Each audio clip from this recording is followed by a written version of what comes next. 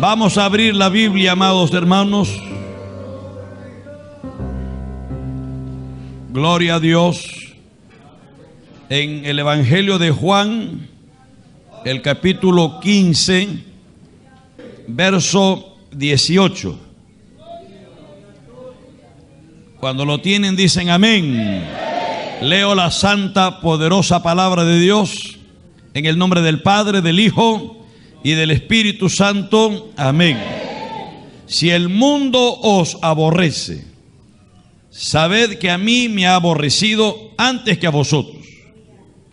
Si fuerais del mundo, el mundo amaría lo suyo. Pero porque no sois del mundo, antes yo os elegí del mundo, por eso el mundo os aborrece. Acordaos de la palabra que yo os he dicho. El siervo no es mayor que su señor. Si a mí me han perseguido, también a vosotros os perseguirán. Si han guardado mi palabra, también guardarán la vuestra. Mas todo esto os harán por causa de mi nombre, porque no conocen al que me ha enviado. Si yo no hubiera venido ni les hubiera hablado, no tendrían pecado, pero ahora no tienen excusa por su pecado. El que me aborrece a mí, también a mi Padre aborrece. Si yo no hubiese hecho entre ellos obras que ningún otro ha hecho, no tendrían pecado, pero ahora han visto y han aborrecido a mí y a mi Padre. Pero esto es para que se cumpla la palabra que está escrita en su ley. Sin causa me aborrecieron. Pero cuando venga el Consolador, a quien yo os enviaré del Padre, el Espíritu de verdad, el cual procede del Padre, Él dará testimonio acerca de mí. Y vosotros daréis testimonio también, porque habéis estado conmigo desde el principio. Estas cosas os he hablado para que no tengáis tropiezo. Os expulsarán de las sinagogas, y aún viene la hora cuando cualquiera que os mate pensará que rinde servicio a Dios. Y harán esto porque no conocen al Padre ni a mí. Mas os he dicho estas cosas para que cuando llegue la hora os acordáis de que ya os lo había dicho. Esto no os lo dije al principio, porque yo estaba con vosotros, pero ahora voy al que me envió, y ninguno de vosotros me pregunta ¿a dónde vas? Antes, porque os he dicho estas cosas, tristeza ha llenado vuestro corazón. Pero yo os digo la verdad. Verso 16. Todavía un poco, del capítulo 16, ¿no? Todavía un poco y no me veréis, y de nuevo un poco y me veréis, porque yo voy al Padre. Entonces se dijeron algunos de sus discípulos unos a otros, ¿qué es esto que nos dice, todavía un poco y no me veréis, y de nuevo un poco y me veréis, y porque yo voy al Padre? Decían pues, ¿qué quiere decir con todavía un poco? No entendemos lo que habla. Jesús conoció lo que querían preguntarle y les dijo, ¿preguntáis entre vosotros acerca de esto que dije, todavía un poco y no me veréis, y de nuevo un poco y me veréis? De cierto os digo, que vosotros lloraréis y lamentaréis, y el mundo se alegrará. Pero aunque vosotros estéis tristes, vuestra tristeza se convertirá en gozo. Vuestra tristeza se convertirá en gozo. La mujer cuando da a luz tiene dolor, porque ha llegado su hora. Pero después que ha dado a luz un niño, ya no se acuerda de la angustia por el gozo de que haya nacido un hombre en el mundo. También vosotros ahora tenéis tristeza, pero volveré a ver y se gozará vuestro corazón, y nadie os quitará vuestro gozo. Verso 32. He aquí la hora viene y ha venido ya, en que seréis esparcidos cada uno por su lado, y me dejaréis solo, mas no estoy solo, porque el Padre está conmigo. Estas cosas os he hablado para que en mí tengáis paz. En el mundo tendréis aflicción, pero confiad, yo he vencido al mundo. Y nosotros en Cristo somos más que vencedores, amado hermano. El pueblo del Señor en victoria, como dice. Dios añada bendición a nuestras almas, amados hermanos. Pueden tomar asiento. Hablar de este tema, hermano, es difícil. Difícil de asimilar. Pero en las Escrituras está amplia y claramente detallado, hermano. Me refiero al sufrimiento, al dolor, a la angustia. Este pasaje que hemos leído se ubica en aquella noche. La noche previa a la pasión, al suplicio, al Calvario, al Vía Crucis que Cristo iba a pasar. Lo sorprendente de esto es que dice, empieza en el capítulo 13, ¿no? En realidad es un diálogo que hay entre el Señor y sus discípulos en esa noche. Empieza ahí en el capítulo 13, repito, y con esta frase: Jesús, sabiendo que su hora había llegado para que pasase de este mundo al Padre, como había amado a los suyos que estaban en el mundo, los amó hasta el final, dice la Biblia. Con ese amor ágape inalterable, ese amor que no se encuentra acá en la tierra, ese amor cuya fuente está allá arriba en el cielo. Y el objeto de ese amor somos todos nosotros, amados hermanos. Bendito sea el nombre del Señor Jesús. Bueno, hubieron varios puntos centrales sobre los cuales se giró el diálogo que tuvo con sus discípulos, porque fue un diálogo. Los discípulos preguntaban, el Señor respondía, les enseñaba y centraba estas verdades, ¿no? Les habla en primer lugar sobre el servicio incondicional, ¿no? Les habla también acerca del amor sacrificial, el amor que se entrega sin reserva. ¿Me están oyendo, amados hermanos?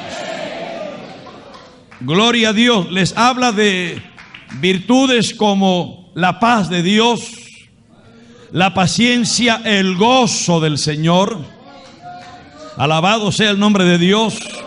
Sobre la necesidad de llevar una vida fructífera, porque para esto, dice el Señor, nos ha puesto Dios, para que llevemos fruto y que llevemos fruto en abundancia. Les habla de esta otra virtud o fruto del Espíritu, que es el gozo, que a pesar de las dificultades y pruebas, el creyente se goza en medio de todo eso, hermano. Aleluya. Y ni qué hablar sobre la obra del Espíritu Santo de Dios. Bueno, esos fueron los puntos sobresalientes que el Señor tocó con sus discípulos esa noche. Ellos, terminando aquí el diálogo, ellos salen del aposento alto, cruzan por frente del templo y cruzan el valle de Cedrón, que es como una especie de zanjón, que era un lugar por donde cuando venían las lluvias tenía que correr por allí el agua. Cruzaron el valle de Cedrón y se dirigieron hacia el monte de los Olivos. En el monte de los Olivos hay un huerto que se llama el Getsemaní. Ustedes saben lo que pasó allí.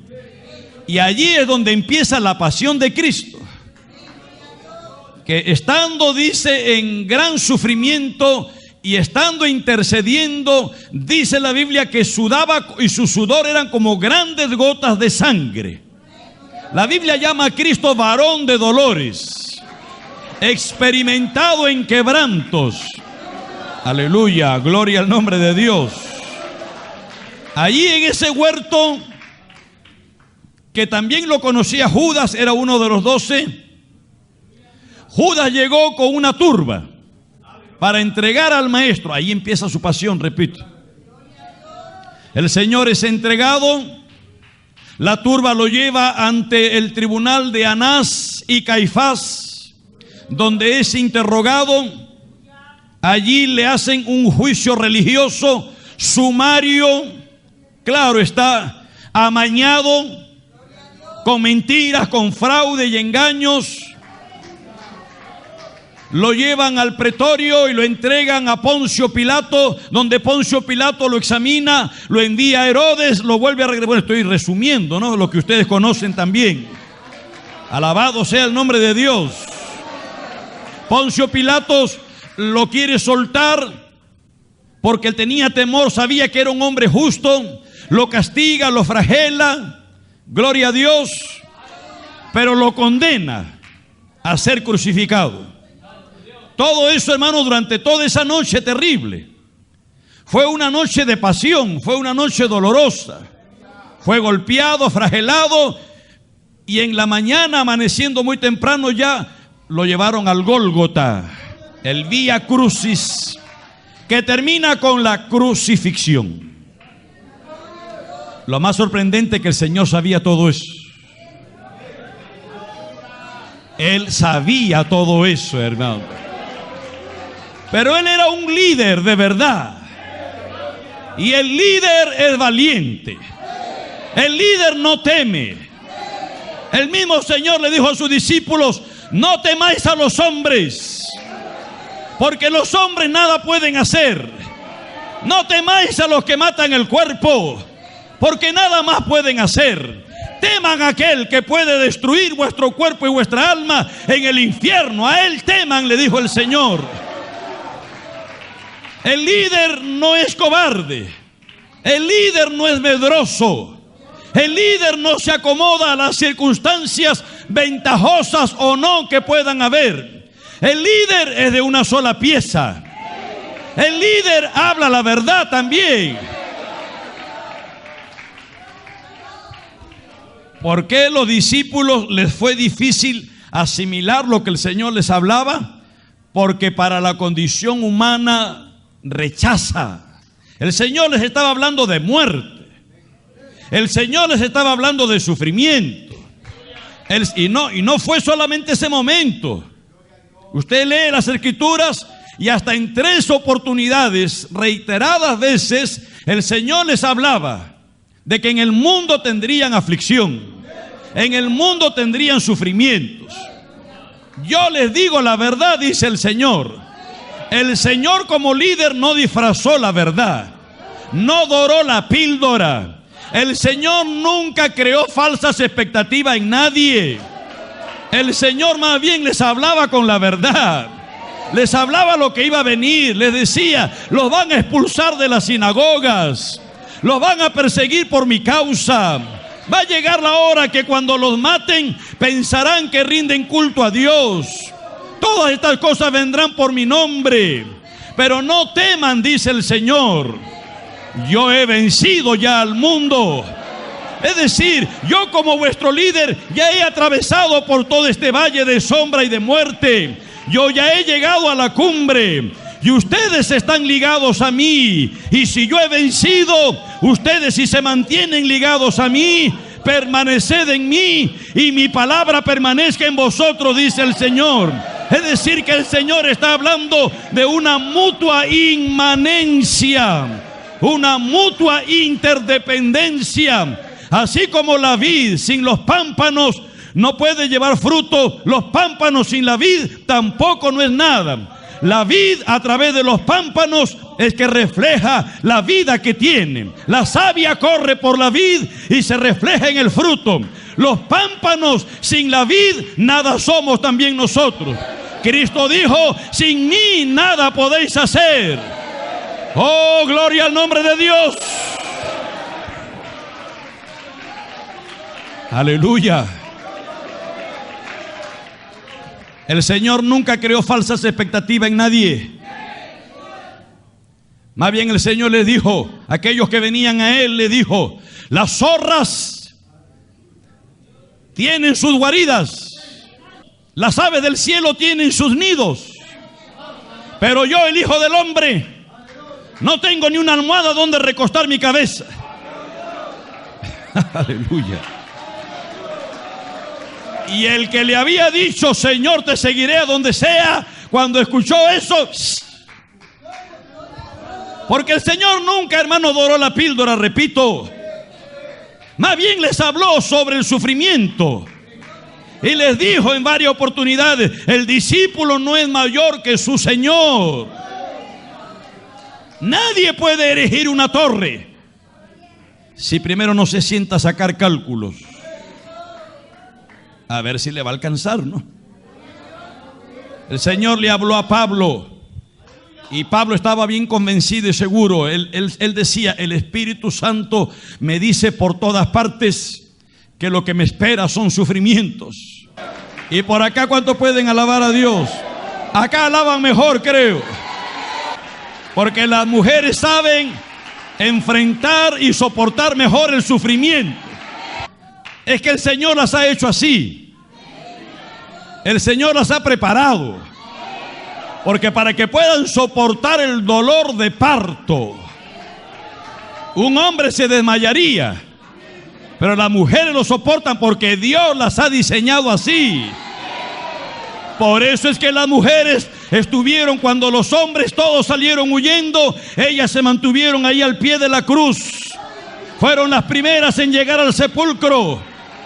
No es porque son más tremendas, no te creas eso tampoco, hermana. Es porque Dios te ha creado así. Y lo que tienes que hacer es darle gloria a Dios. Dile: gracias, Señor. Dile: porque soy mujer. Dile. Pero nosotros los varones somos la cabeza de la creación, la corona de la creación. Vamos, no te oigo. Dile: gracias, Señor, porque soy varón y porque también puedo llevar y tener ministerio. El Espíritu Santo por todo sitio le decía y le daba testimonio a Pablo de que lo que le esperaban eran sufrimientos, de lo que le esperaba era flagelamiento, de lo que le esperaba era dolor. En una oportunidad los discípulos, por el Espíritu, dice, le hablaron: no subas a Jerusalén, Pablo, porque allá te van a hacer así, así y así. Y Pablo les dice: ¿qué hacen quebrantando mi corazón? ¿No ven que yo estoy dispuesto no solo a ser atado por los enemigos, los romanos, no solo a ser golpeado, sino que estoy dispuesto aún a morir por la causa de mi Dios? Eso es lo que Dios quiere, amado hermano. Alabado sea el nombre de Dios. Pero la naturaleza humana se resiste. Por naturaleza rechazamos. No queremos oír de dolor. No queremos saber de muerte. Rehuimos, no queremos que se nos hable de eso. Por eso es que los discípulos no podían entender. Porque cuando el Señor les habló, y varias veces, aún hasta Pedro llegó un momento en que le dices: lo reconvino al Señor, lo llamó y lo reconvino. Porque el Señor estaba hablando de que tenía que partir y morir. Aleluya. Hubo un momento en que ya estaban tan rendidos, no podían ya hacer otra cosa, que dijeron: vamos nosotros también para morir allá en Jerusalén, dijeron. Pero no era, hermano, con esa expectativa y esa efusividad. Lo decían desalentados, lo decían desanimados. Es más, no creían lo que el Señor les había hablado durante 3 años. Por eso cuando el Señor les dice: todavía un poquito y me veréis, y de nuevo otro poquito y no me veréis, porque yo voy al Padre, ellos decían: ¿qué es esto? ¿De qué nos estás hablando? ¿Qué doctrina nueva? ¿Qué alegoría? Y ahí no había ninguna alegoría. Lo que pasa es que estaban cerrados. No querían, la naturaleza humana no quiere. Porque, hermanos, mire, cuando hay un cambio, y esto viene abruptamente, el dolor, el sufrimiento, la muerte, llega abruptamente y puede cambiar de un momento a otro. Del éxtasis al sufrimiento, a la angustia, al dolor, del gozo al dolor. Puede cambiar de un momento a otro. Hoy estamos aquí y usted alaba a Dios, levanta las manos, se goza, y de repente llega un emisario, como le ocurrió con Job. Y el emisario viene y le dice: estaban tus 10 hijos comiendo y bebiendo vino en la casa del primogénito, y vino un viento recio del sur y sopló la casa, y el techo les cayó a los 10 y los mató a los 10. No terminaba de hablar este emisario y llega otro que le dice: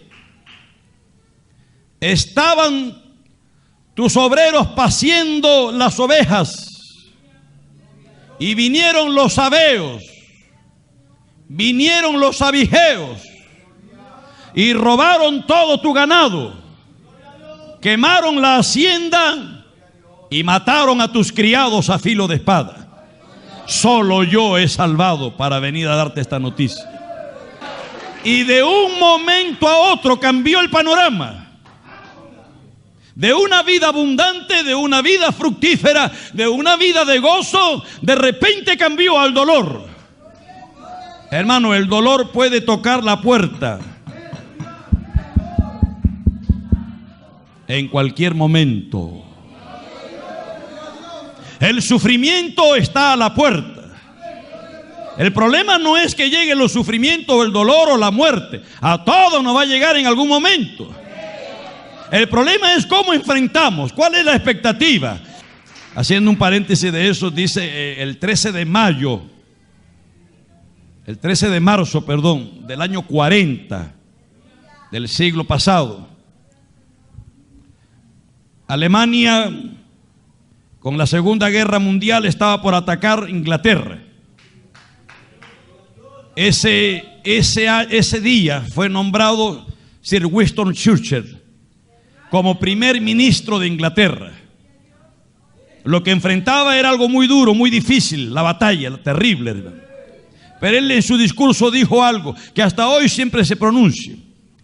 No vino con un mensaje proclamando una victoria, un espíritu victorioso que a veces es un engaño, una falsedad, y que la realidad se encarga de desmentir eso, sino que vino con un discurso real y les dijo: lo que yo les ofrezco es sangre, dolor y lágrimas, le dijo.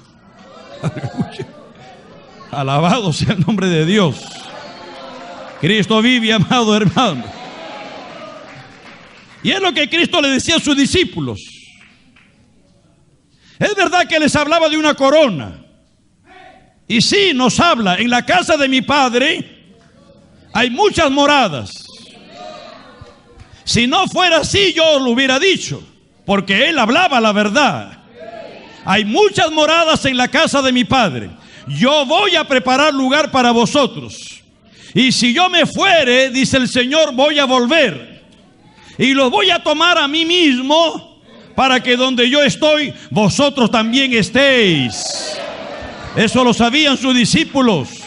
El Señor les había hablado claramente de que iba a preparar lugar, que Él tenía que irse, les convenía que se fueran. Ellos no lo entendían, porque esos 3 años, amados hermanos, había sido 3 años de fiesta, 3 años de gozo, 3 años de júbilo. Donde quiera que llegaban, milagros extraordinarios. Donde quiera que llegaban, señales maravillosas. Donde quiera que llegaban, multitudes venían a Él. Eran 3 años de fiesta, pero ahora la fiesta se iba a interrumpir. Ahora iba a llegar la hora cero, la hora del dolor, la hora de la muerte. Iban a entrar en un momento tenebroso, en un momento de oscuridad. Iban a entrar en el día malo, como lo llama el apóstol Pablo. A todos nos va a llegar el día malo un momento. El problema no es que llegue, amado hermano. El problema, ¿cuál es la expectativa que tenemos? ¿Cómo enfrentamos esta situación? Aleluya. El dolor. El apóstol Pablo habla de que el dolor era tan intenso que él dice que era como un aguijón en su carne, un mensajero de Satanás, y que le había pedido a Dios que se lo quitara. 3 veces le había orado para que le quite ese aguijón. Y el Señor, la respuesta de Dios a Pablo para el dolor de Pablo fue que ese sufrimiento era para que aprendiera a apoyarse en la gracia de Dios.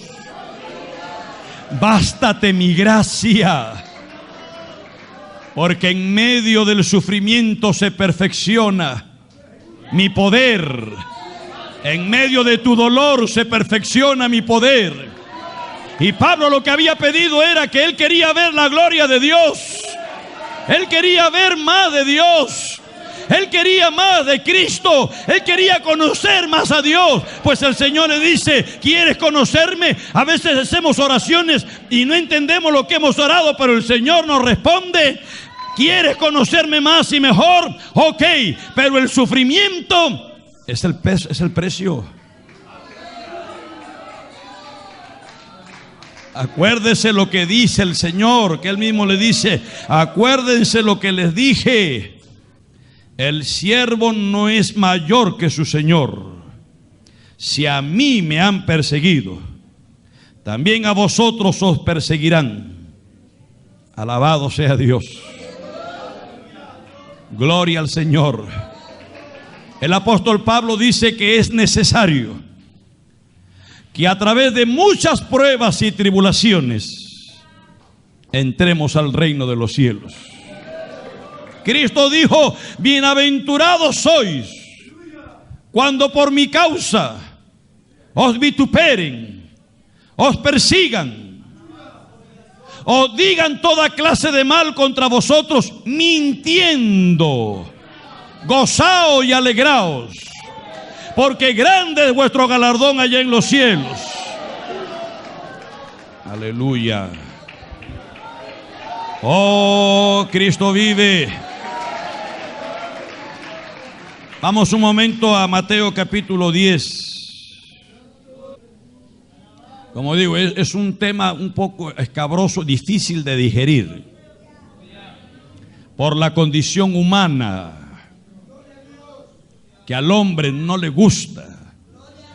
A esta condición humana por naturaleza rehuimos todo lo que tenga que ver con sufrimiento, con dolor, con llanto, con lágrimas.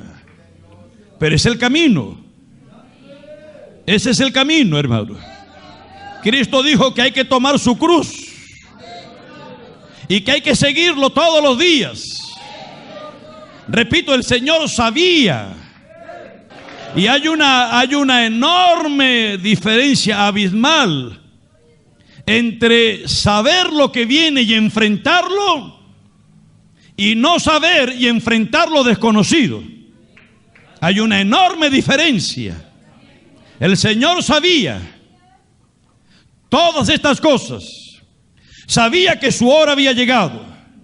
Sabía que iba a ser entregado en manos de gente impía, que lo iban a aborrecer sin causa. Sabía, como dice aquí el capítulo 10. Vamos a leer, verso 16. He aquí yo os envío como a ovejas en medio de lobos. Sed pues prudentes como serpientes, sencillos como palomas. Y guardaos de los hombres, porque os entregarán a los concilios y en las sinagogas os azotarán. Y aún ante gobernadores y reyes seréis llevados por causa de mí, para testimonio a ellos y a los gentiles. Mas cuando os entreguen, no os preocupéis por cómo o qué hablaréis, porque en aquella hora os será dado lo que habéis de hablar. Pero no sois vosotros los que habláis, sino el Espíritu de vuestro Padre que habla en vosotros. Por eso es que el Señor decía, les conviene que yo me vaya. Claro, ellos estaban disfrutando, repito, de fiesta, 3 años de fiesta. Aleluya. El mismo Señor dijo, cuando le preguntaron, ¿por qué tus discípulos no ayunan? Y los discípulos de Juan y los fariseos ayunan y tus discípulos no. El Señor le dijo, ¿pueden ayunar los que están de fiesta? ¿Pueden ayunar los que están de bodas? Es decir, los que viven de fiesta pueden ayunar. Los que están de fiesta lo que quieren es gozarse, alegrarse. ¿Verdad que sí, amado hermano? Pero llegará la hora cuando el novio o el esposo le va a ser quitado. Y entonces van a ayunar. Entonces van a tener que hacer lo que Joel dice, el profeta. Entre la entrada y el altar, póstrense. Ministros todos. Proclamad ayuno, lloro, lamento. Salga de su tálamo el novio. Deje su tálamo la novia. Aún los bebés de pecho. Convoquen asamblea. Tocad trompeta en Sión. Y proclamen ayuno, lloro, lamento. Esa es la etapa que estamos viviendo, hermano. Alabado sea el nombre de Dios. Pero el Señor no nos ha dejado solos. El Señor no nos ha dejado solos. Y estábamos hablando de estas circunstancias y hablando también lo que les decía ayer en el ayuno, de que aún en las circunstancias más penosas espiritualmente, moralmente, de anarquía, de la época que estamos viviendo de frivolidad espiritual, donde los hombres no asumen responsabilidad. Eso es lo que es la frivolidad. La frivolidad es vivir una vida sin responsabilidades. Es una vida de dolce vita. Es decir, disfrutar la vida, la dulce vida, lo fácil. Esa es la sociedad que estamos viviendo y lamentablemente dentro de la iglesia se está instalando también esa frivolidad, hermano. Hablando con él sobre lo que les decía ayer en el ayuno, que aún en las circunstancias más adversas de, repito, de frivolidad, de anarquía espiritual, como era el tiempo previo a la venida del Señor. Usted sabe que el pueblo estaba saliendo de un periodo de tiempo llamado el túnel. Silencio profético de parte de Dios.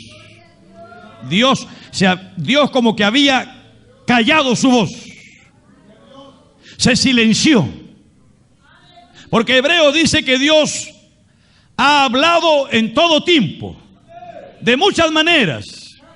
A través de los profetas y de los padres, de los apóstoles, Dios ha hablado de muchas maneras, de muchas formas. Dios siempre ha hablado al hombre, dicen amén.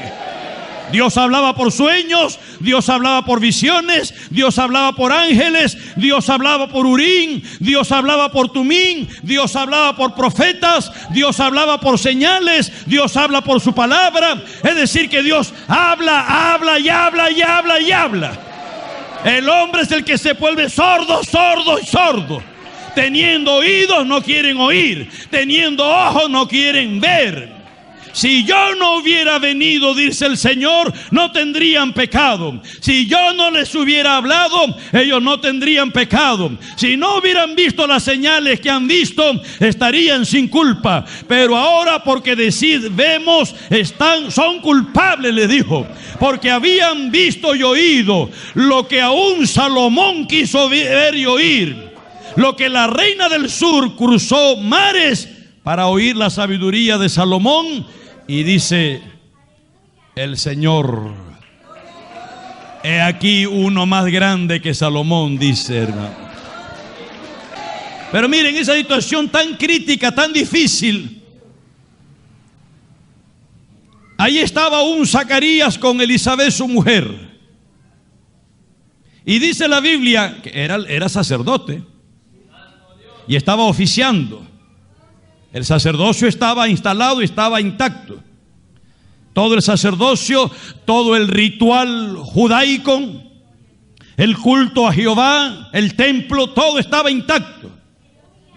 Es decir, las ceremonias estaban y se mantenían, los rituales se mantenían. Lo que pasa es que el Espíritu de Dios había ahuyentado.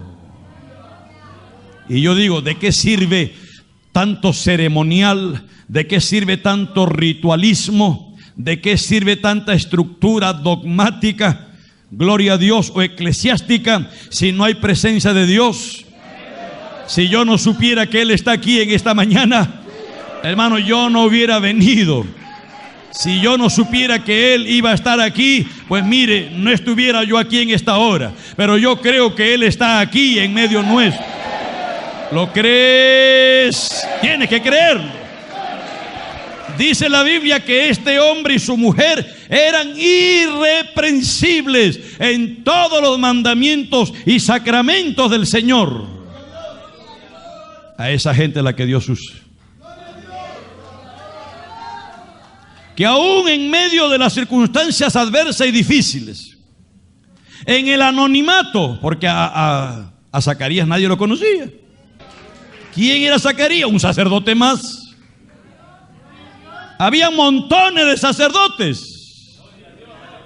Eran tantos los sacerdotes que los que vivían fuera de Jerusalén no los usaban para el funcionamiento. Ahí estaba Elcana, que era un sacerdote, era de la descendencia de Aarón, mujer de Penina y de Ana. Pero el hombre no ejercía funciones porque vivía en el campo y había venido como cualquier judío a presentar su ofrenda, su sacrificio a Dios. Allí estaba Zacarías, desconocido por los hombres, pero bien conocido por Dios, eso sí. Eso es lo importante, mi hermano y mi hermana. Que aunque los hombres no te conozcan, que aunque los hombres te ignoren, que aunque los hombres te aborrezcan, ¿qué me importa a mí? A mí lo que me importa es que Dios me conozca allá en el cielo. Puedes decir amén, gloria a Dios. Ahí estaba Zacarías, desconocido, pero el hombre se esforzaba por servir a Dios como debe de ser. Irreprensibles. A esa gente a la que Dios usa. No, el día que el pastor me tenga en cuenta, ese día me consagro. Nunca te voy a nombrar entonces, pues. Ay, Señor Jehová. Estás esperando nombramiento. No, hay que desechar ya eso. Estamos en un nuevo amanecer, amado hermano. Acá no servimos al ojo del hombre, porque el que sirve al ojo del hombre, Dios lo ciega y me hace ciego para no verte. Porque aquí no queremos servir al ojo del hombre. Aquí estamos sirviendo al Dios del cielo, amado hermano. Aleluya, gloria a Dios. Gloria a Dios. Aquí no es que pero yo no sé, el pastor no me ve, no me considera. El pastor. El pastor no es nada. El pastor es un hombre más. El que tiene que verte es Jesucristo. Todo lo que digáis y todo lo que hagáis, hacedlo para el Señor, dice la Biblia. Y hablaba con el hermano, pero fue una conversación bien fructífera. Y entonces él me relató una experiencia que tuvo, hermano. Una experiencia que lo sacudió física, literalmente, y espiritualmente. El hermano es albañil. Y él estaba, no recuerdo el lugar, pero estaba haciendo una construcción. Y estaba en una construcción alta, como de 4 o 5 pisos. A él lo que le preocupaba es que había un cable de corriente de alta tensión que pasaba muy cerca de la construcción. Y eso lo tenía preocupado. A medida que iba llegando, le preocupaba eso. estos cables de alta tensión que pasan por ahí, miles de voltios. Es alta tensión, no es el mismo cable este que pasa por aquí. Una corrientada de ese cable lo mata, hermano. Y bueno, él el día anterior había comprado unas reglas nuevas para tarrajeo, estaban intactas, reglas de 6 metros, las había dejado allá arriba en la azotea del cuarto para quinto piso. Y esa mañana él sale, habiendo orado muy temprano para ir a su trabajo. Ya Dios había venido hablando con él. Qué lindo es cuando el Señor habla con nuestras vidas. Él sale, pero dice que sintió que en la calle algo lo volvió a meter y lo llevó a un rincón que él nunca había orado en ese rincón, y se tiró allí, fueron como 10, 15 minutos. Empezó a orar en el Espíritu y él entendía lo que el Espíritu dice, intercedía por él. Y él entendía que el Espíritu intercedía: Señor, guárdame. Que le decía: guárdalo. La muerte, el diablo lo quiere matar, el diablo me quiere matar, decía él. Pero guárdame mis hijos, Señor, y en fin. Y fue una oración como de 15 minutos, terrible, hermano. Cristo vive, aleluya. Bueno, salió y se fue al trabajo. Para colmo, no había ido nadie, llegó temprano. El ayudante el día anterior había dejado el caño abierto, se había inundado de agua, las reglas estaban tiradas en el agua, y entonces él dijo: estas reglas aquí se van a malograr, las voy a poner en el cuarto, en el altillo, en el techo de este cuarto. Y él levanta las reglas y las quiere meter, y no se da cuenta, las va sacando por el parapeto, hermano, y choca con los cables. Dice que sintió la corrientada de esos no sé cuántos miles de voltios que le atravesaba su cuerpo, el piso mojado estaba, ya era para morirse, hermano. Y él empezó a orar por su familia, a orar por sus hijos y a pedirle a Dios. Y cuando le dijo: en tus manos encomiendo mi espíritu, él sintió que unas manos lo despegaron así. Y cayó de rodillas llorando, llorando y llorando y temblando, porque Dios lo había guardado. Hermanos, el Señor dijo: les conviene que yo me vaya, porque si yo me voy, les voy a enviar otro consolador. Amados hermanos, no estamos solos. Dije lo que dice la Biblia: no estamos solos. Con nosotros está el Consolador. Con nosotros está el Espíritu Santo de Dios, el cual nos guarda, el cual nos cuida. Él es el que guarda tu salida. Él es el que guarda tu venida, tu entrada y tu salida. Él es el que guarda tu vida. Él es el que guarda tu casa. Él es el que guarda tus pertenencias. Nadie podrá ponerte la mano encima, dice el Señor. David Jeremiah dice: cuando alguien está en el centro de la voluntad de Dios, es invencible.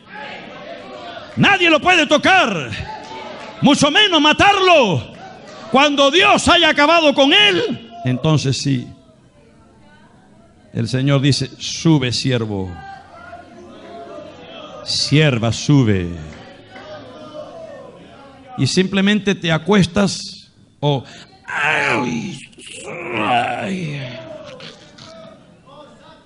y se acabó. Se acabó. Pero mientras estés en el centro de la voluntad de Dios, nadie te puede tocar, hermano. Nadie. El Señor le dijo a Pablo todo lo que le esperaban, sufrimiento, desde el momento que lo llamó. Instrumento escogido me es este, Walter. Instrumento escogido me es este. Y yo le voy a mostrar cuánto es necesario que padezca por causa de mi nombre. Porque instrumento escogido. Y el Señor lo tuvo que alentar varias veces: no temas, Pablo. Alabado sea el nombre de Dios. Termino el capítulo 10. Verso 20 nos quedamos, ¿no? Porque no sois vosotros los que habláis, sino el Espíritu de vuestro Padre que habla en vosotros. El hermano entregará a la muerte al hermano, y el padre al hijo, y los hijos se levantarán contra los padres y los harán morir. Y seréis aborrecidos de todos por causa de mi nombre, mas el que persevere hasta el fin, éste será salvo. Cuando os persigan en esta ciudad, huid a la otra, porque de cierto os digo que no acabaréis de recorrer todas las ciudades de Israel antes que venga el Hijo del Hombre. El discípulo no es más que su maestro, ni el siervo más que su señor. Bástale al discípulo ser como su maestro y al siervo como su señor. Si al padre de familia llamaron Beelzebú, ¿cuánto más a los de su casa? El Señor sabía lo que enfrentaba, hermano. Estamos cumpliendo un poco más de 1 año y medio en este nuevo amanecer. Ya viene el 2º aniversario, amados hermanos. No fue fácil. Yo sabía todo esto que venía, hermano. Por eso le digo, no es lo mismo enfrentar la adversidad desconociendo que enfrentándolo, conociéndolo, hermano. Yo sabía lo que venía, porque lo he visto y conozco el sistema. Pero yo sabía.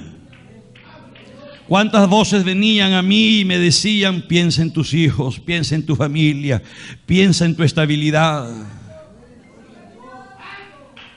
Y yo a veces tenía que decir: ¿de qué parte del infierno te están mandando?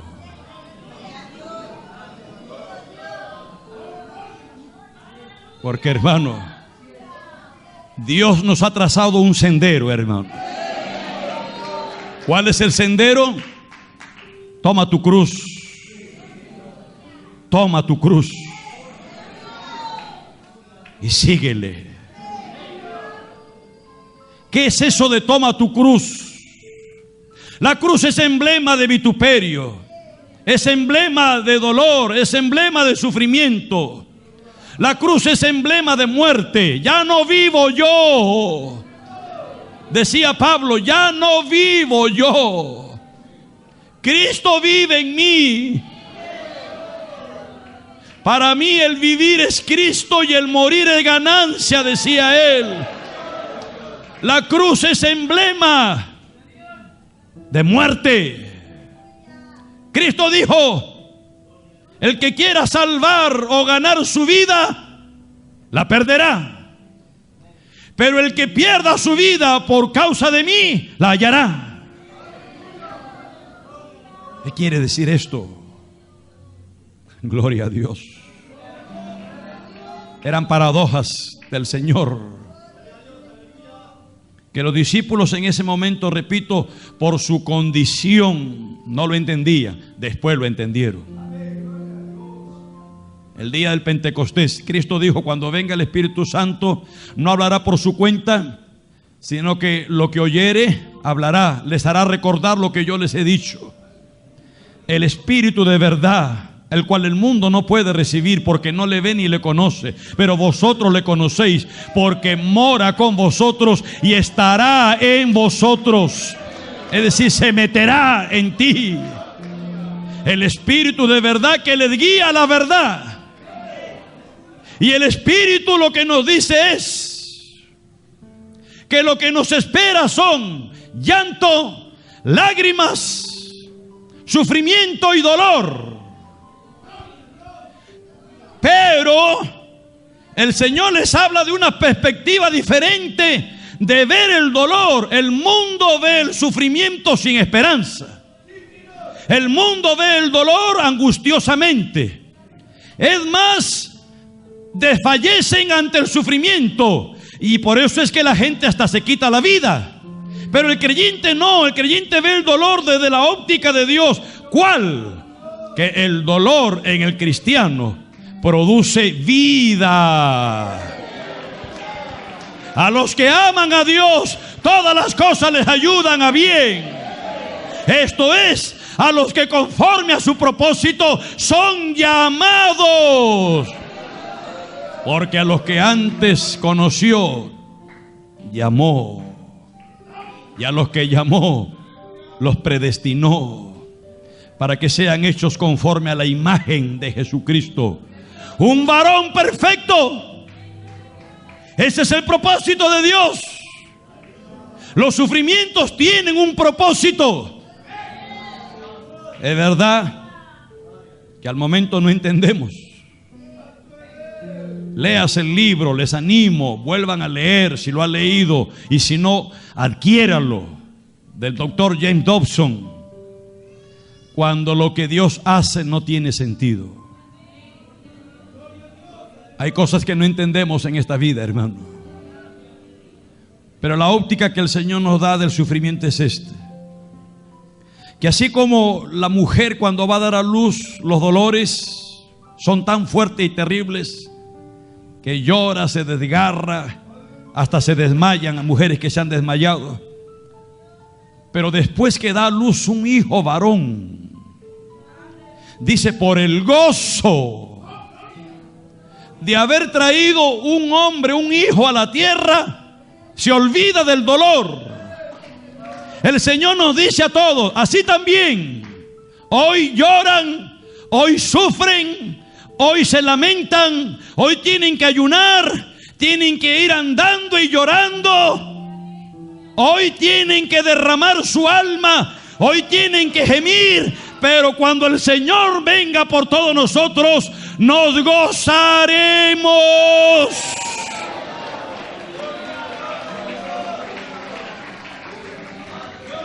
Esa es la perspectiva diferente del dolor en la vida del creyente. Todas las cosas van bien a los que aman al Señor. ¿Lo crees? Ponte de pie esta tarde. Todas las cosas van bien a los que aman al Señor. Pero esto es para los que aman al Señor. Esto es para los que se han entregado a Dios. Esto es para los que han rendido su vida, sus deseos, sus anhelos. Para aquellos que le han dicho al Señor, ya no vivo yo, vive tú en mí. Es para ellos. Es una promesa condicional. Hay que amar a Dios sobre todas las cosas. Ama a Dios sobre todas las cosas. Si algo malo sucediere, es porque viene algo mejor. Todas las cosas van bien a los que aman al Señor. Levanta tus manos. En la vida hay momentos en que te duele el corazón. Sí, sientes como punzadas y el deseo de vivir ha perdido lar por lo negro del momento. Si te abandona la esperanza, dile a tu corazón, todas las cosas van bien a los que aman. Allí adorando a Dios, escucha lo que dice el profeta Isaías. Dios hablando dice: yo soy Jehová y ninguno más hay, no hay Dios fuera de mí. Yo te ceñiré aunque tú no me conociste, para que se sepa desde el nacimiento del sol y hasta donde se pone que no hay más que yo. Yo Jehová y ninguno más que yo, que formo la luz y creo las tinieblas, que hago la paz y creo la adversidad. Yo Jehová soy el que hago todo esto. Aún la adversidad, aún el momento difícil, por más negro que sea, Dios tiene el control. Tienes que creer que que Dios tiene el control. Si algo malo sucediere, es porque viene algo mejor. Quiero orar. Todas las cosas van bien a los que aman al Señor. Quiero orar. Si tú sientes que Dios te ha ministrado, la adversidad puede tocar tu puerta. ¿Quién sabe está tocando ya? Dios quiere que en medio de la adversidad confíes en Él. Y el Señor dice: no temas. No temas, dice el Señor. Yo quiero orar. Si aquí hay vidas, aún creyentes, que quieren que ore por su vida, ven aquí delante. Mientras yo te cito estos versos. Salmo 27:1. Jehová es mi luz y mi salvación. ¿De quién temeré? Jehová es la fortaleza de mi vida. ¿De quién he de atemorizarme? Isaías 41:10. No temas, porque yo estoy contigo. No desmayes, porque yo soy tu Dios, que te esfuerzo, siempre te ayudaré. Siempre te sustentaré con la diestra de mi justicia. Hebreos 13:5. Sean vuestras costumbres sin avaricia, contento con lo que tenéis ahora, porque Él dijo: no te desampararé, ni te dejaré. De manera que podemos decir confiadamente: el Señor es mi ayudador, no temeré lo que me pueda hacer el hombre. No temas, dice el Señor. La iglesia adorando, toda la iglesia entregada a todos. Si algo malo sucediere, es porque viene algo mejor. Todas las cosas van bien.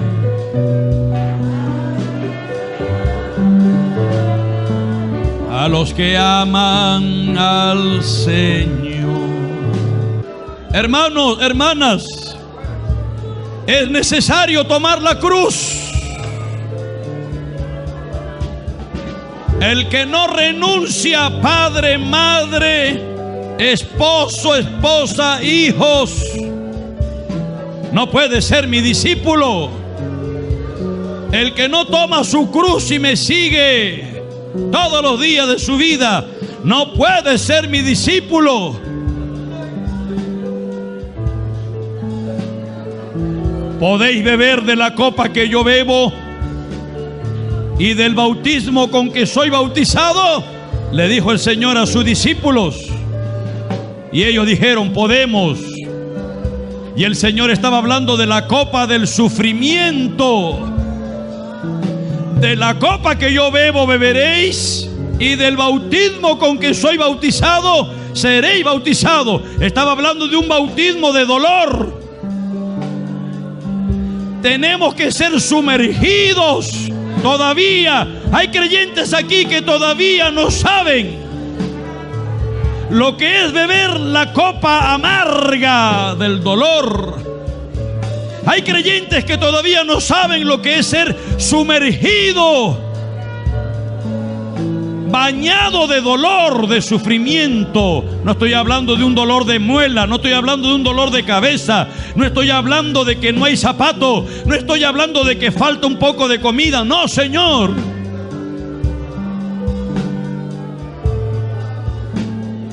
Estamos hablando de algo mucho más grande. Dolor intenso, sufrimiento intenso. No por causa del pecado, sino por Cristo. Por Cristo. El día malo. Y el día malo a veces dura semanas. El día malo dura meses y a veces años. Pero el Hijo de